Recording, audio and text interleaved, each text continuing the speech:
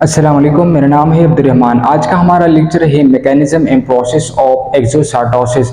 Exocytosis का process किस तरह हो रहा होता है, सेल कैसे तवानाई को इस्तेमाल करते हैं और इंटरनल इन्वायरमेंट से चीज़ें लेता है और उसको एक्सटर्नल इन्वायरमेंट में उसको फेंकता है। तो आइए डिटेल स्टडी करते हैं कि ये प्रोसेस किस तरह होता है। तो सबसे पहला जो स्टेप है वो क्या है, वो वेसिकल की फॉर्मेशन है। सबसे पहले वेसिकल की फॉर्मेशन होती है, दूसरे नंबर पर वेसिकल की ट्रांसपोर्टेशन होती है, तीसरे नंबर पर डॉकिंग होती है, डॉकिंग साइट्स को इसको हवाला किया जाता है, फिर फ्यूजन होता है और साथ में मेम्ब्रेन की रिपेयरिंग होती है। तो ये 5 स्टेप्स को स्टेप बाय स्टेप ये प्रोसेस होता है और वो जो सेल के अंदर जो चीज़ है जो ज़रूरी है कि वो सेल से बाहर निकल आए, तो उसको इस तरीके से सेल से बाहर निकाला जाता है। सबसे पहले वेसिकल की फॉर्मेशन, तो वो चीज़ें जो कि वेस्ट प्रोडक्ट हैं, जो भी हैं, चाहे वो सॉलिड है, लिक्विड है, जिस फॉर्म में भी है, लेकिन वो सेल से बाहर उसको फेंकना है। तो सबसे पहले उससे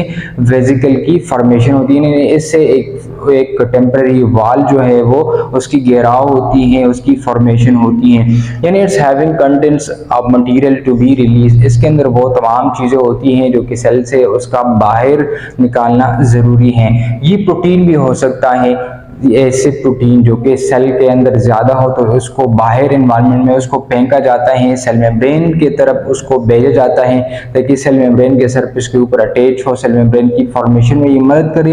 ये हार्मोन्स भी हो सकते हैं, ये न्यूरोट्रांसमीटर भी हो सकता है या वेस्ट प्रोडक्ट भी हो सकता है। अच्छा, अब वेसिकल की फॉर्मेशन हो गई तो इसके बाद है वेसिकल की ट्रांसपोर्टेशन, यानी सेल के अंदर लेट्स से ये हमारे साथ एक सेल है, तो इस सेल के बिल्कुल इंटरनल एनवायरनमेंट में यहाँ पर वेसिकल की फॉर्मेशन होगी। दूसरा जो है वो वेसिकल की ट्रांसपोर्ट है। तो ये वेसिकल किस तरह ट्रांसपोर्टेशन करेगा, ये असल में सेल मेम्ब्रेन की तरफ ट्रांसपोर्टेशन करेगा, क्योंकि सेल मेम्ब्रेन के जरिए से ही उसको बाहर एनवायरनमेंट में फेंका जाएगा।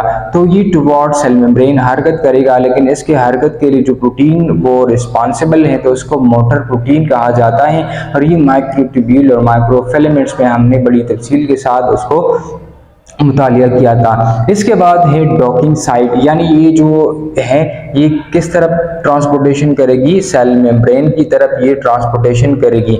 तो ये डॉकिंग साइट, ये सेल मेम्ब्रेन के सरफेस के ऊपर यहाँ पर स्पेसिफिक साइट्स मौजूद होते हैं, जिसके साथ ये एक्सक्रेटरी वेसिकल जो है ये उसके साथ बाइंडिंग बनाएगा। तो इसको कहते हैं स्पेसिफिक सरफेस और प्रेजेंट ऑन सेल मेम्ब्रेन, यानी डॉकिंग साइट उसको कहा जाता है।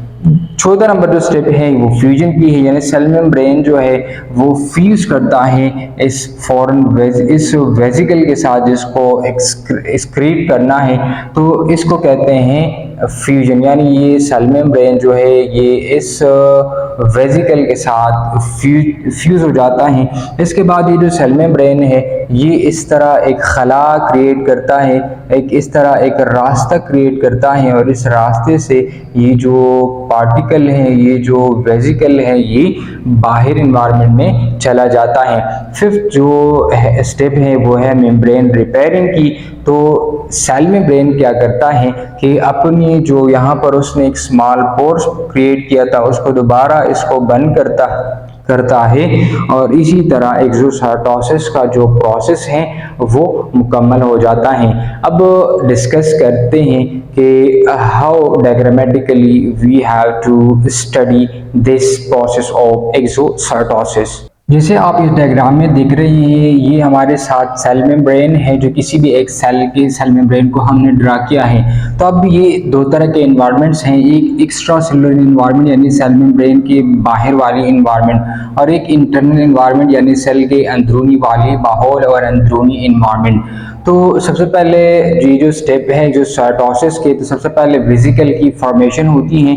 तो वेसिकल की फॉर्मेशन सेल के अंदर होता है, यानी सेल मेम्ब्रेन के अंदर साइटोसोल या साइटोप्लाज्म वाली पोर्शन में वेसिकल की फॉर्मेशन होती है। अब ये वेसिकल जब इसकी फॉर्मेशन मुकम्मल होती है, दूसरा स्टेप ट्रांसपोर्टेशन की है। तो मोटर प्रोटीन आता है और मोटर प्रोटीन इस वेसिकल को सेल मेम्ब्रेन की तरफ ट्रांसपोर्ट करने का काम करता है। इसके बाद ये जो वेसिकल है ये फ्यूज हो जाता है सेल मेम्ब्रेन के साथ, जिसको हमने डॉकिंग साइट कहा था, जिसको हमने पोरोसोम कहा था, और ये एक स्पेसिफिक सरफेस होते हैं सेल मेम्ब्रेन के ऊपर। इसके बाद क्या होता है, यहाँ पर सेल मेम्ब्रेन के सरफेस पर एक स्मॉल पोर्स जो है वो क्रिएट होता है, और इसके बाद ये जो वेजिकल था जिसके अंदर एक्सक्रेटरी या सेक्रेटरी वेजिकल्स थे, सेक्रेटरी चीज़ें थी, तो वो उसकी एक्सक्रीशन जो है वो हो जाती हैं, और इसके बाद ये सेल मेम्ब्रेन दोबारा से इस तरह रिपेयर होता है, और इसी तरीके से एक्सोसाइटोसिस का जो प्रोसेस होता है वो यहाँ पर मुकम्मल हो जाता है। तो ये तो आज का हमारा क्लास। कोई कन्फ्यूजन, कोई सवाल हो तो आप कमेंट बॉक्स में पूछ सकते हैं।